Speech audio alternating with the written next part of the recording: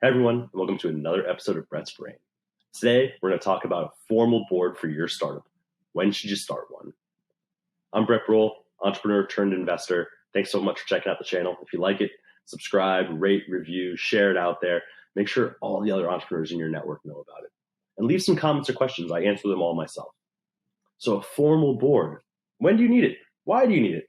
What's a formal board even do?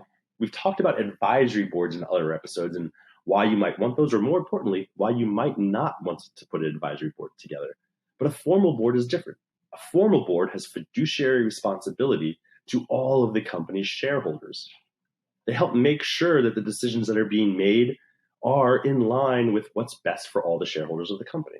So when should you start this? When should you have it? When should you bring an outside person outside of your founders? When it's just two founding team members, like you basically are the only shareholders. And so obviously the decisions you're making should be in line with what your shareholders want.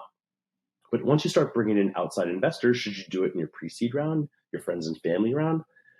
In general, I would say the first boards are founded or started after you raise a seed round of capital. Once you do your first priced equity round of $1.5 to $2 million or more, occasionally we'll see huge boards formed early on before any real capital has been raised.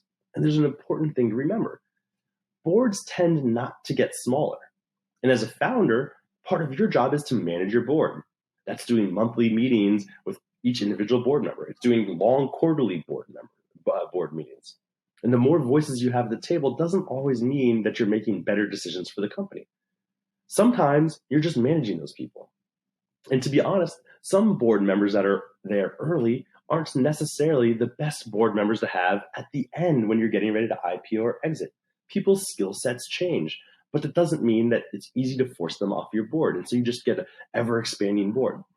As you raise a seed, a Series A, a Series B, a Series C, every one of those lead investors oftentimes requires that they get a board seat. And when you raise your Series B, it doesn't mean that your Series seed investor is coming off. And so you're also getting more and more preferred shareholders on your board as you raise additional rounds of capital. So if you start out of the gate when you raise a pre-seed round with two investors on your board, you're going to be outnumbered relatively quickly. And not that that matters, because again, everybody should be working for the best interest of all the shareholders. But sometimes people's opinions of what's in best interest differ. And honestly, sometimes smaller boards are easier to manage and actually make better decisions. So there's not really a right or wrong here, but what's norm in market is that once you raise your first significant, again, 2 million-ish type round plus of equity in your company, you're going to form your first board. And it's usually going to be, a founder or the two founders and one preferred member. So you're going to have a 3-person board at that time. And then when you raise a Series A, you often move to a 5-person board where you rate now whoever led your A round, they join, and then you have an independent board member at that point, and so on and so forth. So don't build a board out just for the sake of having a board too early on. You might regret it in the long run.